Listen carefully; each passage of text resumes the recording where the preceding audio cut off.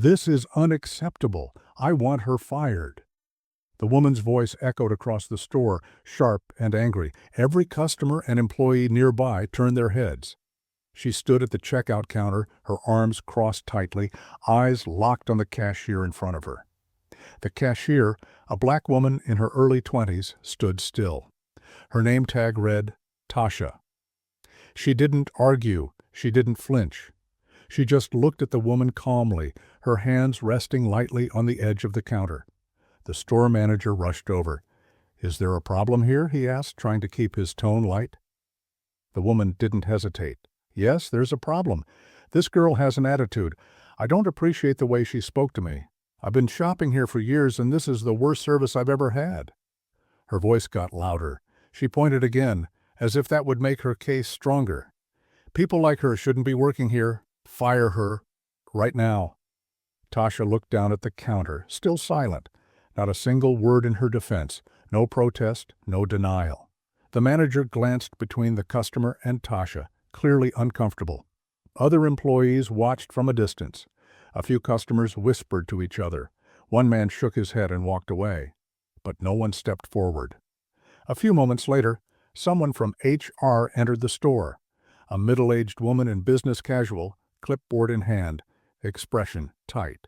Her name was Karen Wallace, head of human resources. She had driven over from the main office after the store manager called it in. A customer complaint this serious couldn't wait until Monday. Karen approached the group quickly, introduced herself, and asked to speak with Tasha in the back. The customer smirked, satisfied. Good. Finally, someone's doing their job. Tasha said nothing. She gave a small nod to the manager, then followed Karen to the staff room. Her movements were calm, steady, the kind of calm that made some people nervous. Inside the break room, Karen sat across from Tasha and pulled out a form. "I need your statement," she said. "I'll also have to put you on temporary leave while we investigate. You understand, right?" Tasha nodded again. "Sure, I understand." No emotion in her voice, no frustration, no fear. Just steady words, like she had already made peace with whatever was coming. Karen frowned. "You're not going to tell me your side of the story?" Tasha looked at her for the first time, really looked at her. Then she gave a small, strange smile. "Not yet," she said. "You'll know soon enough." Karen didn't like that. Not at all. Karen closed the file slowly, eyes still on Tasha. That answer didn't sit right. She had dealt with hundreds of employee complaints over the years, some honest, some defensive, some emotional. But this? This was different. Tasha wasn't scared. She wasn't angry. She was just waiting. Like she already knew how this would end. Back out front, the customer stayed near the counter, arms still folded. She was pacing now, making loud comments to anyone who would listen. "I spend thousands in this store. I don't come here to be talked down to by some cashier with a bad attitude." A few customers nodded awkwardly, not wanting to get involved, but also not wanting to be on the receiving end of her attention. The store manager, Dan, stood nearby, watching the situation stretch into something he no longer wanted part of. He had never had any issues with Tasha. She was always early, always polite, always on her feet. Customers liked her, staff liked her. But the moment that woman started shouting, Dan froze. His instinct was to protect the business, and that meant keeping the customer calm, even if that meant putting pressure on Tasha. Karen came out of the break room, file still in hand. She walked over to Dan, voice low. "She's not fighting it, didn't argue. Said she understands the process. I've put her on leave. We'll review security footage, customer statements, but this might go further." Dan looked uncomfortable. "You think she really did something wrong?" Karen didn't answer at first. She looked across the store. Tasha had returned to the front briefly, gathering her things from behind the counter. A few employees nodded at her quietly as she passed. She nodded back, still calm, still steady. "I don't know," Karen said, "but something's off." Just then, Karen's phone buzzed. She checked the screen. A message from corporate. Simple, short, urgent. Founder's office requesting immediate update on incident involving Tasha Richardson. Call ASAP. Karen frowned, reading it again. Why would the founder's office care about one employee in one store? She looked back at Tasha, now walking toward the exit, uniform folded neatly over her arm, bag slung over her shoulder. And for the first time that day, Karen felt nervous. Karen stepped outside the store, away from the noise and the customer's running mouth. She dialed the number from the message, walking to the edge of the parking lot. The line rang twice before it picked up. A quiet, controlled voice answered. Karen Wallace? Yes, speaking. This is Marla in the founder's office. I was told you were handling the incident involving Tasha Richardson. Karen paused. Yes, just finished speaking with her. Why? There was a short silence on the other end, like Marla was choosing her next words carefully. We need to be absolutely clear on everything. What's the current status? Karen gave the rundown. Customer complaint about Tasha's behavior. Raised her voice, demanded she be fired. Tasha didn't argue. I've placed her on administrative leave while we review the store footage. More silence. Did she tell you anything about her background? Karen's brow furrowed. Not really. Said I'd know soon enough. Why? The voice on the phone stayed flat, but something in the tone changed.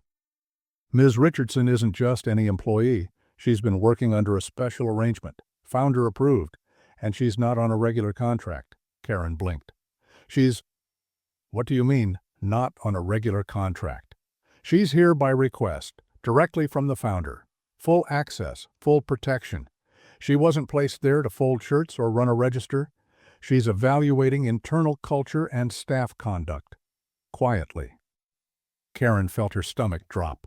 Marla continued, if there's a formal report filed against her, or if she's mistreated in any way, that doesn't just reflect on your HR team. It reflects on the entire chain of command, including you.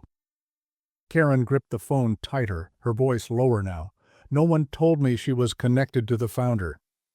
That's the point, Marla said. She wasn't supposed to be treated differently. We wanted to see how she'd be treated when no one knew who she was. Karen stayed silent, mind racing. Tasha had been calm, not because she didn't care, but because she knew. She knew exactly how much power she had and how badly others were misjudging her. Marla added one more thing before hanging up. The founder is requesting a full report from you, directly, no delays. Karen stood still in the parking lot, phone pressed to her ear long after the call ended. The weight of what just happened settled hard. She had walked into that store thinking this was just another customer complaint. Now she realized she might have just placed the wrong person on leave, a person who answered directly to the founder. Back inside the store, the customer was still holding court at the counter. I should get a gift card for this. That girl was rude and dismissive, completely unprofessional. Dan kept nodding along, trying to diffuse things. We're reviewing everything. HR's already involved. The customer smirked, satisfied. Good. She won't be working here tomorrow. But in the far corner of the store, another employee, Sam from stock, stood watching. He had worked with Tasha a few times. He had seen the way she helped others, cleaned up messes without complaint, covered shifts no one wanted. He had also seen the customer complain before, loudly, usually about women, usually women who looked like Tasha. And now, he started to feel something shift. Like this wasn't just about policy anymore. Something bigger was happening, and most of them were missing it. Tasha didn't go straight home after leaving the store. She took the long way around, walking through the quiet part of the neighborhood, keeping her pace steady. Her phone buzzed a few times in her pocket, texts from co-workers, a missed call from an unknown number, but she didn't check any of them. She knew the calls would come. Reactions, apologies, explanations. None of it mattered yet. She stopped at a small corner cafe, one she had visited a few times since starting at the store, ordered a tea, took the corner seat by the window, and pulled out her notebook. On the first page was a list, dates, times, names, short notes. Nothing dramatic, just observations. the way managers reacted under pressure, how HR handled internal issues, how certain customers were treated compared to others. She had been doing this quietly for 3 months now, taking mental notes, building a picture of the company from the inside, not from the boardroom, not from an office, but from the front lines, where the real stories happened, where real bias showed up. She wasn't there to expose a single bad manager or rude customer. She was watching the whole system. Across town, Karen sat in her office at the regional HR branch, staring at her computer screen. She'd typed and deleted the opening line of her report at least 5 times. Every version felt too light, too forced, too late. Her mind kept going back to that phone call. She wasn't placed there to fold shirts. Karen now realized she had treated the situation like a minor incident. She had seen a frustrated customer and a quiet employee and assumed that silence meant guilt. She hadn't asked the right questions. She hadn't paused to listen. And worst of all, she had signed off on the leave form without hesitation. Her phone rang again. This time it was Dan. She picked up quickly. "You might want to come back," he said, voice low. "Something's happening." "What do you mean?" "That customer's still here. She's been bragging, saying she's getting the girl fired, calling it a win for people who actually work hard. I've had to pull 3 staff into the back. They're shaken. And now another customer is filming." Karen rubbed her forehead. "Filming?" "Yeah." She started shouting again when someone questioned her. Staff asked her to leave. She refused, said she's connected to corporate, said she knows how things work. Karen sat back, exhaling slowly. The customer didn't know it yet, but the person she was bragging about getting fired wasn't just an employee. She was about to be her boss's boss. Then Karen remembered something Marla had said on the call. She's evaluating internal culture and staff conduct. That meant this wasn't just a test of store-level behavior. It was a review of how HR responded to discrimination, how management backed or failed to back the people on the ground. And right now, Karen had already failed it. By the time Karen pulled back into the store parking lot, the situation had shifted. The customer was now outside, standing near the entrance, still on the phone. Her voice carried across the lot. "And I told them, if that girl isn't gone, I'm taking my money elsewhere. You don't let people like that talk to paying customers like me." Karen didn't approach her, not yet. She went straight inside. Inside, the air was heavier. Employees kept their voices low. A few glanced toward the windows. Dan met her at the back of the store, looking drained. "She's out front still. Hasn't left. She thinks she's won." Karen gave a slow nod. "I got the call from corporate. Tasha isn't a regular hire. We've made a mistake." Dan didn't look surprised. "I figured something was off." She never reacted like someone in trouble. She was watching all of us, not defending herself. Karen moved toward the break room. "I need a quiet space. I'm writing the full report for the founder." As she walked past the front counter, one of the younger employees, Maya from returns, stopped her. "Is Tasha going to be okay?" she asked quietly. Karen paused. She looked at the girl, barely 19, clearly worried. "Why do you ask?" Maya hesitated. "Because I saw what happened. That woman came in angry. Tasha didn't say anything wrong. She just didn't smile enough, I guess. That's all it takes, sometimes." Karen didn't respond. She just nodded once and kept walking. In the break room, she sat down, opened her laptop, and started typing.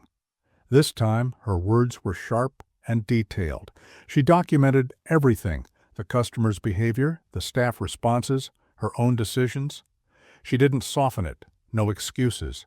Because deep down, she knew this report wasn't about protecting the company anymore. It was about owning the fact that someone had been judged based on what she looked like, how she spoke, and nothing more. And somewhere out there, that same someone was likely preparing for a very different kind of return. Karen stopped typing for a moment and stared at the screen. Tasha hadn't raised her voice. She hadn't argued. She hadn't pushed back. She hadn't needed to. Because Tasha knew what no one else in that store did. She had all the power, and she was just waiting for the right moment to use it. The next morning, the store opened like usual. Lights on, doors unlocked, staff clocking in with groggy faces and half-full coffee cups. But something in the air felt different, tense, like the hours before a storm. Word had started to spread, whispers among employees, small exchanges in the break room. She's not just a cashier. HR's scrambling. Corporate's involved. Someone said the founder's office called directly. Dan tried to keep things moving, tasks assigned, schedules followed, but no one was really focused. Everyone was waiting for something, anything, to happen. The customer from the day before hadn't returned, but her name was now blocked in the system. Do not engage, next to her profile.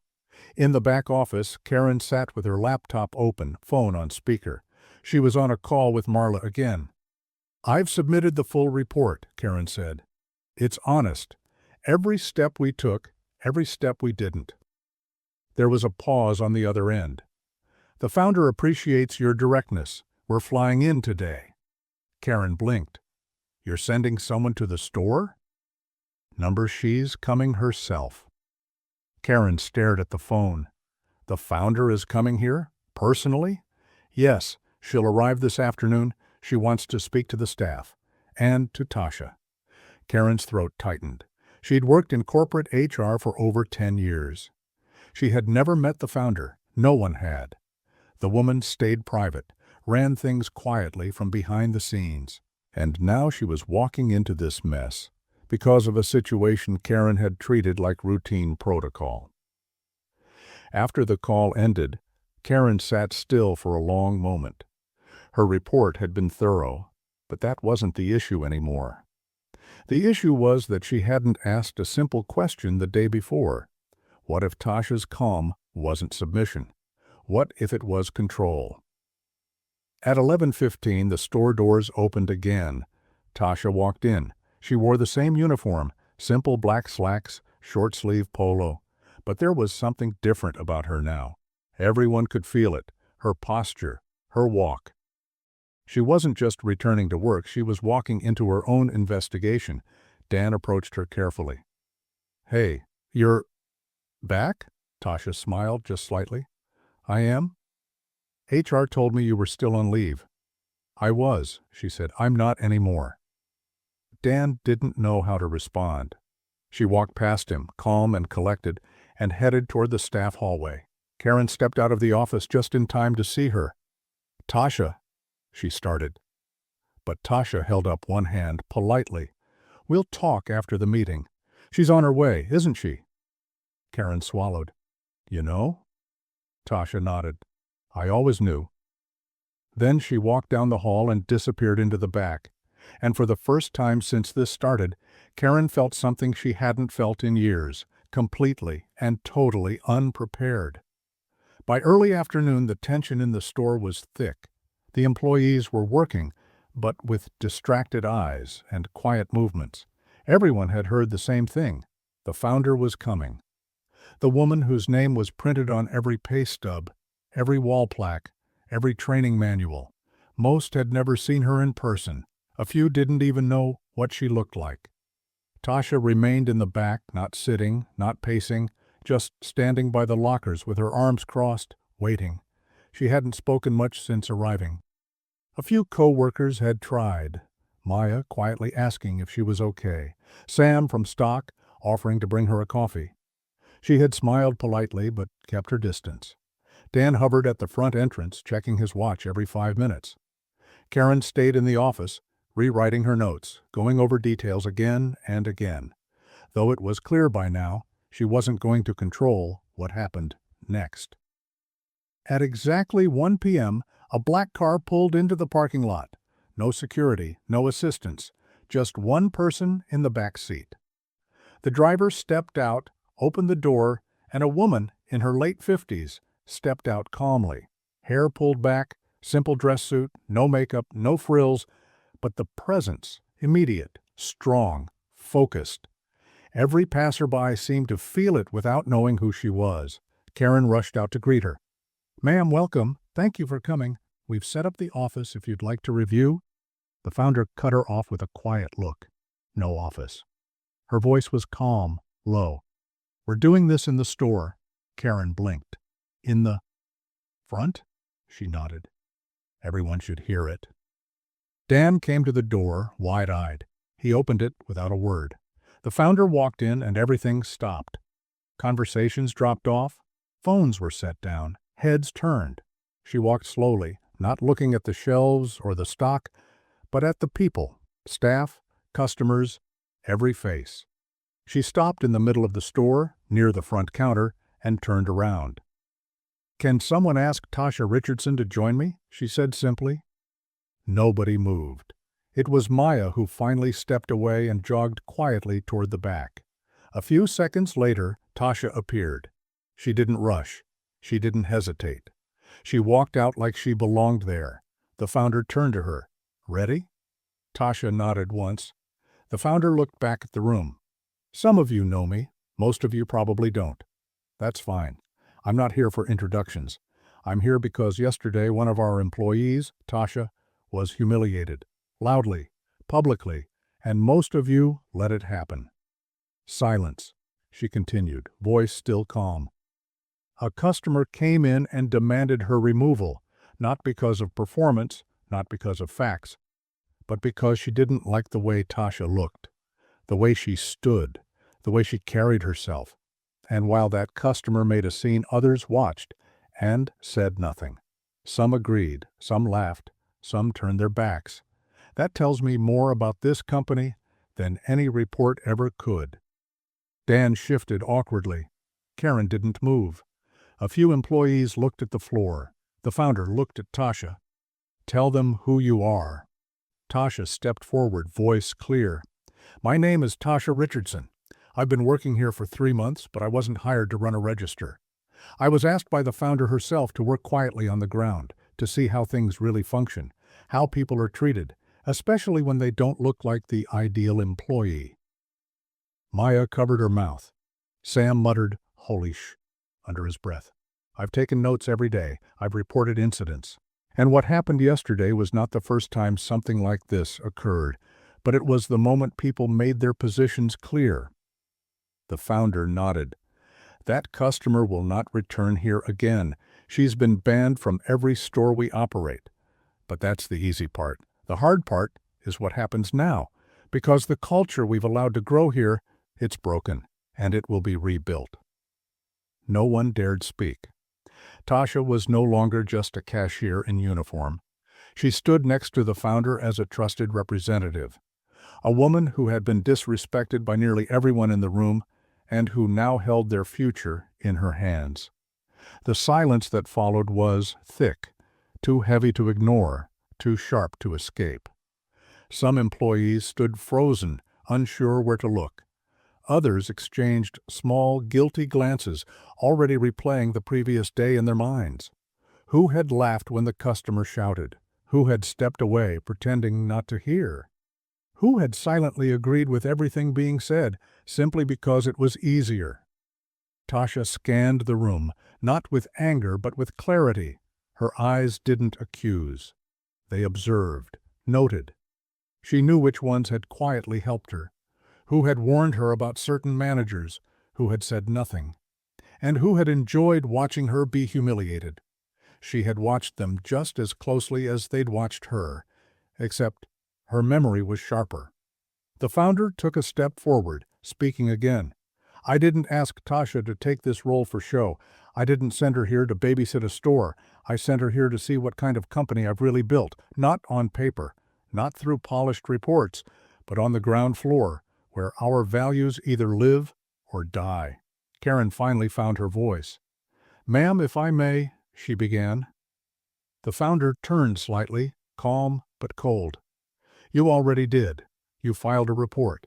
You followed procedure. You also removed someone from the schedule without asking one important question. Was this fair?" Karen fell silent again. The founder gestured toward Tasha. This employee handled herself with professionalism, patience, and restraint.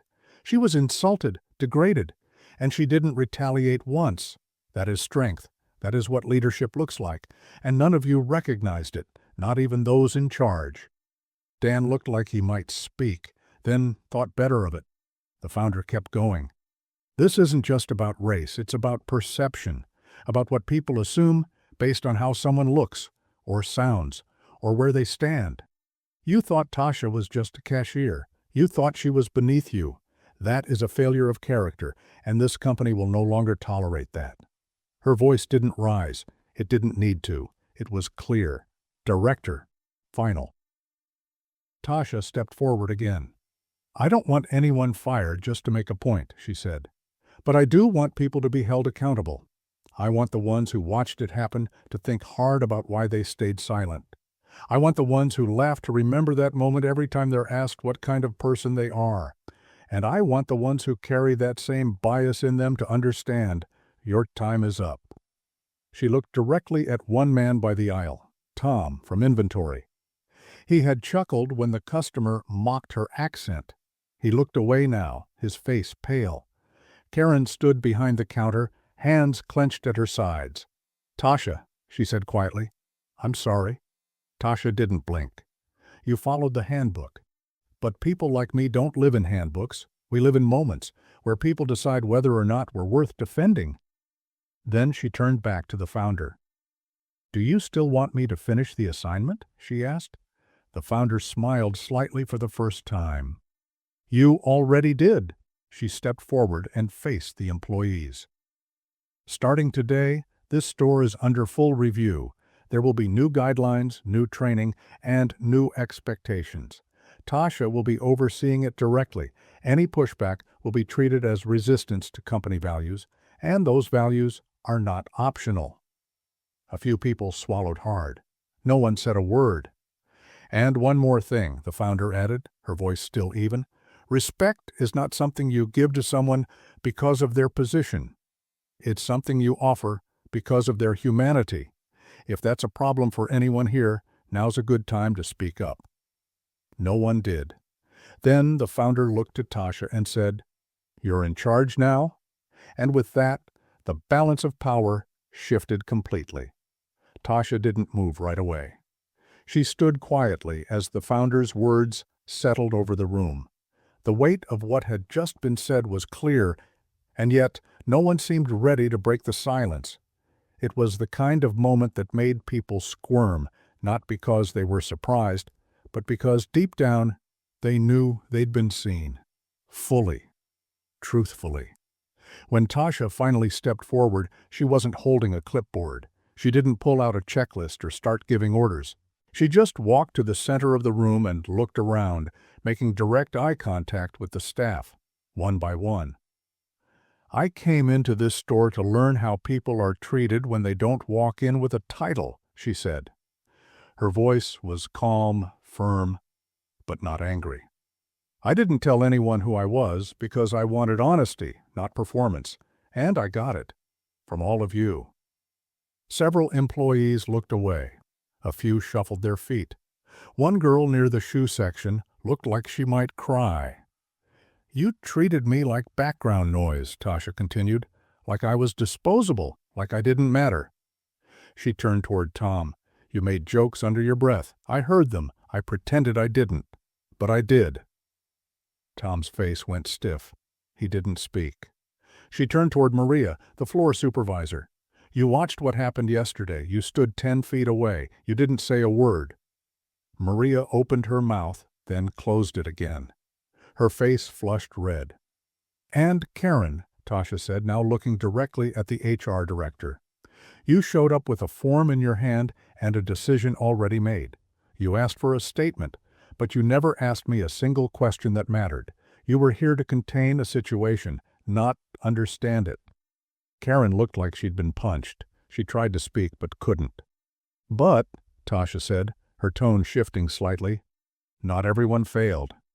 She turned to Maya. "You helped me when you didn't have to. You asked how I was. You didn't assume. You didn't judge." Maya's face lit up with something between relief and disbelief. Tasha turned to Sam. "You checked in on me after the customer left. You didn't say much, but I noticed." Sam nodded once. serious. Kindness doesn't have to be loud, Tasha said, but silence, when it comes from fear or indifference, is louder than anything. She paused, letting her words breathe. For the next few weeks, I'll be leading operations here. That means I'll be watching, listening, and talking with each of you, one by one, not as your boss, as your equal. Because if this store is going to change, it's not going to be from behind a desk. It's going to happen on this floor, with you. Nobody argued. Nobody scoffed. She looked to the founder. I'm going to need full access, no restrictions. You've got it, the founder said. Every door, every document, every name. Then the founder turned back to the group. And let me be absolutely clear, any retaliation against Tasha or any employee who supports her will be grounds for immediate termination. I won't be waiting for more reports. I won't need a second warning. Some employees nodded quickly. Others stood stiff, uncertain if they would last under this new leadership. Tasha took one last look around. This place doesn't have to be what it was yesterday, but it will never be that place again. With that, she turned and walked past the front counter, past the place where she had been yelled at, past the corner where she had stood silent while others looked through her.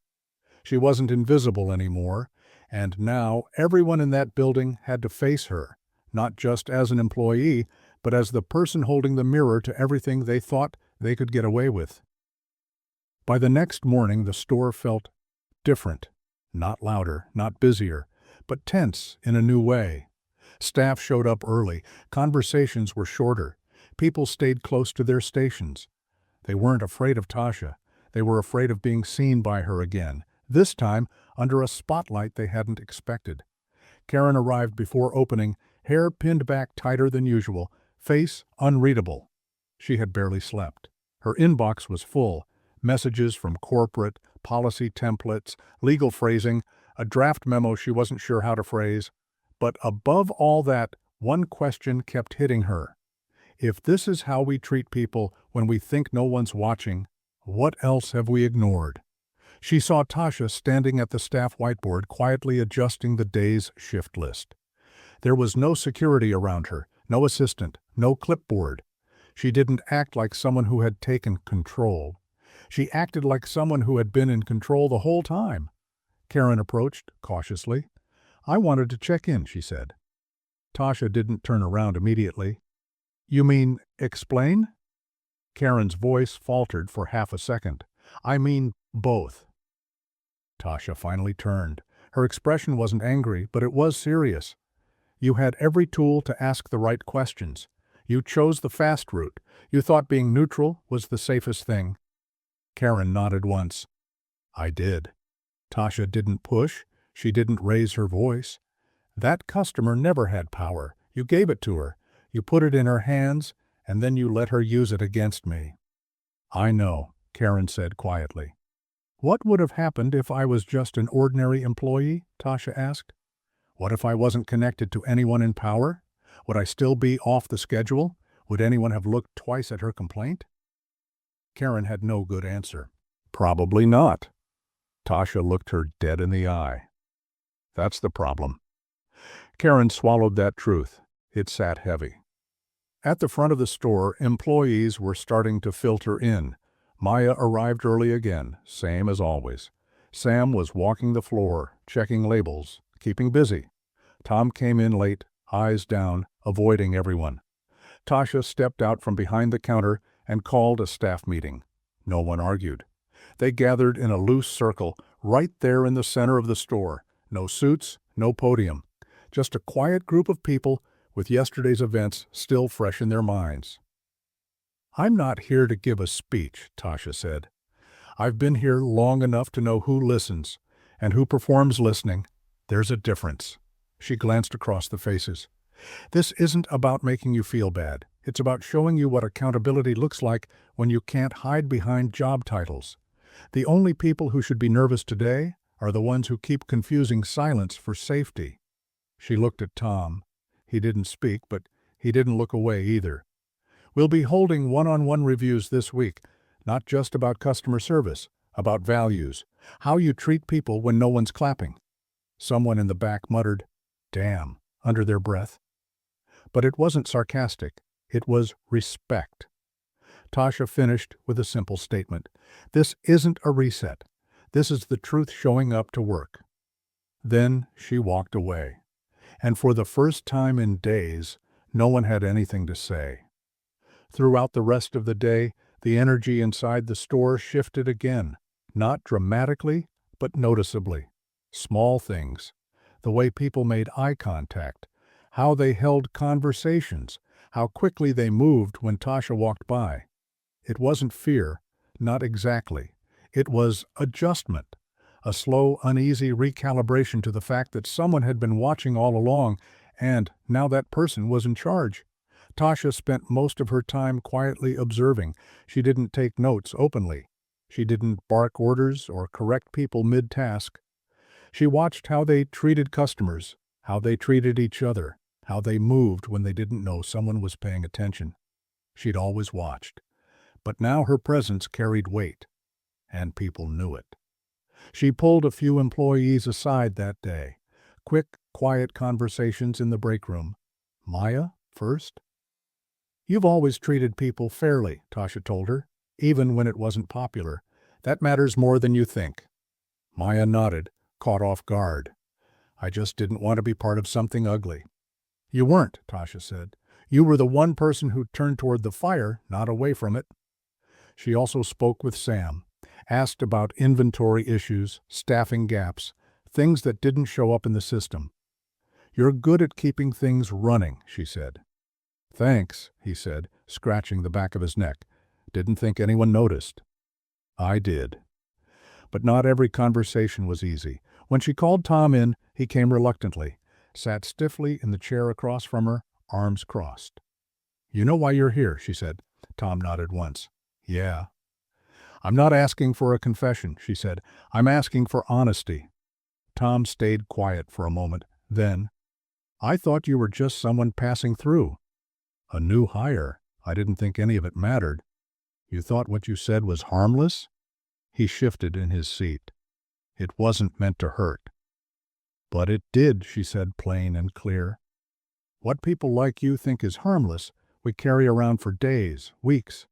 You get to forget about it. I don't." Tom looked down at the floor. "I'm not asking you to fix everything today," she said. "But from now on, you'll be working directly under Maya's supervision. You'll answer to her. That's part of the process." Tom didn't argue. He just nodded again, slower this time. Then he stood up and left the room. Later that evening, after closing, Tasha met with Karen again, this time behind closed doors. "I'll need access to training records, previous complaints, anything tied to this location over the past year," Tasha said. Karen nodded. "I'll pull everything. I want the names of people who left.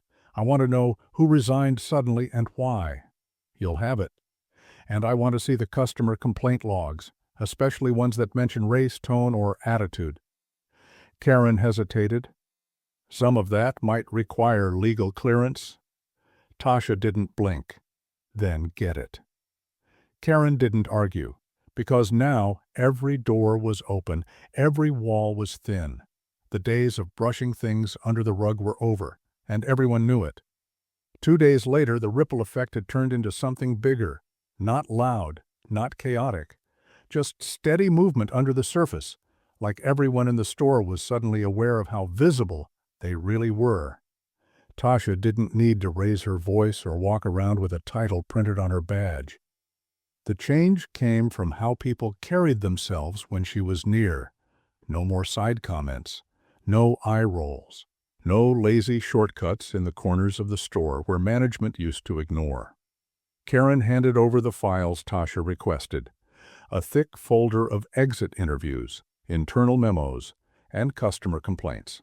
Some were expected, vague notes, typical corporate wording. But buried deeper were the patterns, the quiet ones. Same phrases, repeated across different names and months. Customer was uncomfortable. Employee seemed defensive. Poor tone, lacked warmth. All vague. all used disproportionately in complaints against employees of color, mostly black women. And in nearly every case, no formal action had been taken, or worse, action had been taken without a proper investigation. Quiet terminations, sudden schedule cuts, transfers without explanation. Tasha read each one, line by line. She didn't need to highlight the patterns. They screamed off the page. These weren't just oversights. This was neglect disguised as policy. Later that afternoon, she walked into the break room with a stack of printed documents. The staff looked up from their lunches, conversations pausing. "I've read your exit logs," she said calmly. "Some of you already know what's in them. Others are about to find out." She placed the papers on the table. "These are real complaints filed by real people who worked here, people who aren't here anymore. Some of them left because of the same behavior you've seen or participated in. Some didn't even get the chance to explain themselves." The room was quiet. Maya glanced at the papers, frowning. Sam leaned back in his chair, arms crossed, watching Tasha closely. "You all want to know if this review is permanent?" Tasha asked. "It is. You want to know if I'm going to write people up?" "Probably not. I'm going to write people off." A few eyes widened. "If you've been waiting for this to blow over, you're wasting your time. This is the new standard. And if that makes you uncomfortable, you should ask yourself why fairness feels like a threat." No one responded. She walked over to the microwave, heated her lunch like it was any other day, and sat down. For a full 5 minutes, nobody said a word. No one made a joke. No one reached for their phones. Because now, everyone understood something very simple. This wasn't a scandal. This was a correction. By the end of the week, Tasha's presence was no longer just acknowledged. It was embedded. The usual rhythms of the store had shifted. No one asked who was in charge anymore. No one needed to. Even without a title badge, she was the one everyone looked toward when things got tense, when a question came up, or when a decision had to be made. But change doesn't come without resistance. And it didn't take long for the pushback to surface. It started quietly. Whispers in the back room, grumbling after hours, small complaints passed between a few longtime employees. They didn't dare say anything outright, not after the founder's visit, but their tone said enough. "She's overstepping. She wasn't even hired like the rest of us. I'm not reporting to someone who hasn't earned their way up." Tasha knew. She didn't need to hear it directly. She saw it in body language, in short answers, in the way certain staff avoided eye contact or took twice as long to complete basic tasks when she was nearby. But she didn't respond, not with confrontation. She kept working, kept showing up, kept listening.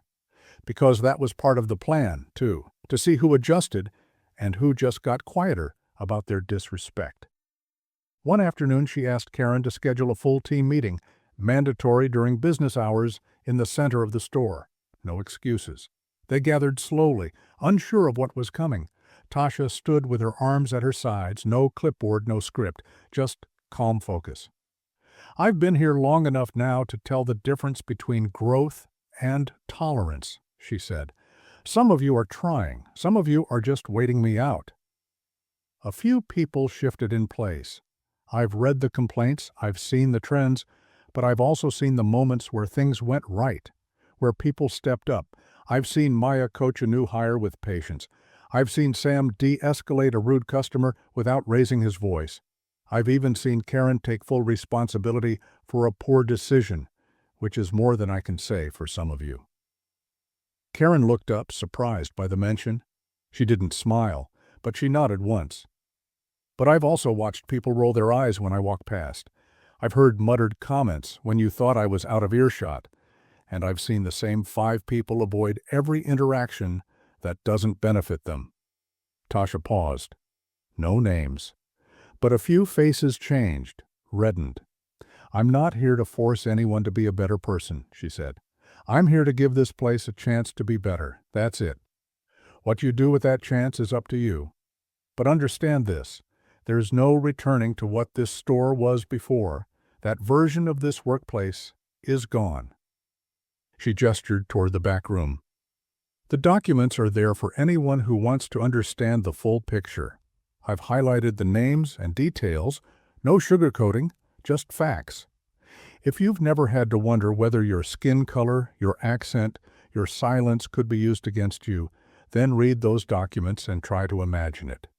If you still don't get it after that, you probably never will. She let the silence stretch. I'm not looking for apologies. I'm watching for action. Then she stepped aside and left the floor open. No one moved. A few people looked at each other, unsure if they were supposed to speak. No one did. Until finally, Sam took a step forward. "I read the files," he said.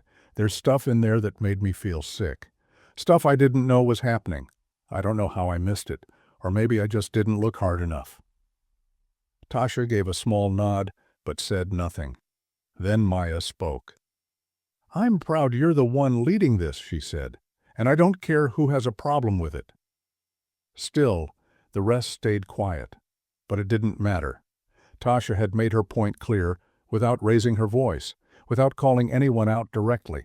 She wasn't here to punish people into change. She was here to leave no room for excuses, and those who were still hoping this would fade, shift back to the old normal, they were starting to realize something they hadn't expected. The new normal had already begun. Over the next week, things settled into a strange rhythm. Not peaceful, not tense, something in between. The staff went through their routines, but with more awareness now, more calculation. Every interaction was measured. Every word seemed weighed. It wasn't just about being polite anymore. It was about being seen doing the right thing. Tasha watched it all with quiet precision. She wasn't impressed by good behavior when it was performative. She'd seen how fast people could smile after being exposed. That wasn't growth. That was survival. But even with all the guarded tension, something real started to shift.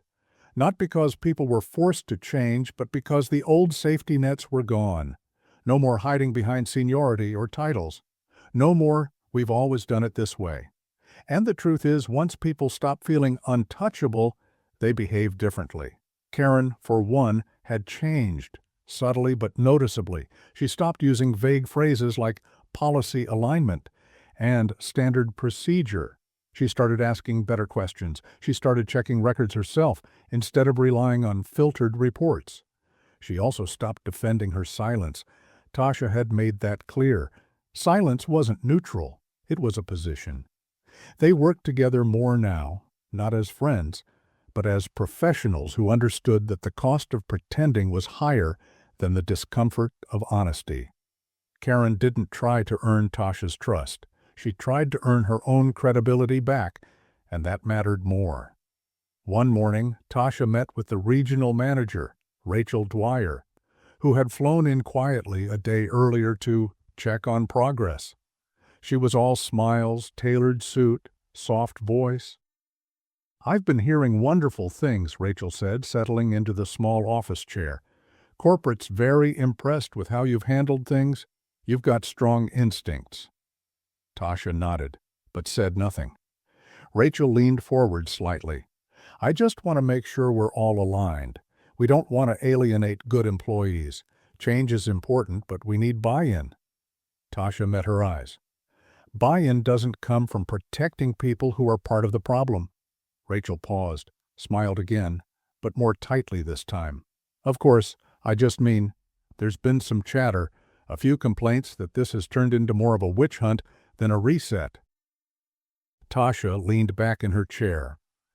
"People are uncomfortable because they're being looked at with the same scrutiny they've used on others for years. That's not a witch hunt. That's balance." Rachel gave a slow nod, the smile fading slightly. "And what's your goal here, Tasha?" "Long term?" Tasha didn't hesitate. "I want this store, and every store like it, to stop rewarding performance over principle. I want managers who are good with people, not just numbers. I want employees to speak up without being labeled difficult, and I want the ones who've coasted on quiet bias to feel exactly what they've made others feel, uncertain, exposed, and replaceable." Rachel blinked. That wasn't a rehearsed answer. That was intent. "Understood," she said. "Well, we'll support you. Let me know if you need anything." Tasha stood up. "I already have everything I need." Later that day, she called another short meeting, only this time, it wasn't to correct anyone. It was to shift focus. She gathered the team around the backroom table. No announcements, no preamble. "I want to build something here," she said. "Not just fix what's broken, but I'm not doing it alone. So here's what we're going to do." She rolled out a sheet of paper. At the top it read, "What should respect look like in this place?" We're rewriting the store values, not the corporate ones, the real ones, the ones that live here. If you're part of this team, your input is expected, not optional. One by one, people leaned in. Maya was the first to write something down. Then Sam. Then two of the quieter staff, the ones who'd kept their heads down since day one. The ones who hadn't said a word since the reveal. Now they were writing. And for the first time since this shift began, the silence in the room wasn't fear, it was work. By the following week, the paper titled, "What Should Respect Look Like in This Place?" had filled both sides. It wasn't just platitudes or corporate jargon. The handwriting was uneven, the ideas personal. Some of it was messy, spelling errors, crossed-out words, full sentences squeezed into the margins. But none of it was generic. It was real. Don't talk down to people just because you've been here longer. Stop assuming someone's angry just because they don't smile. Respect is when you say something while it's happening, not after. Fairness shouldn't depend on who's watching.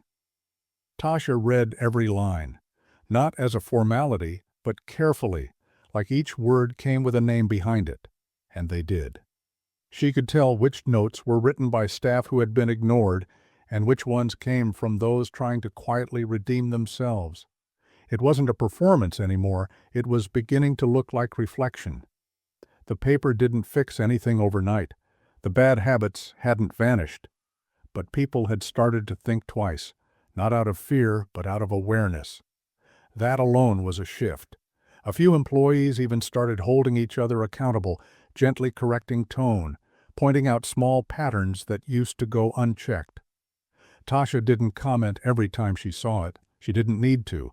Her job wasn't to chase people into better behavior.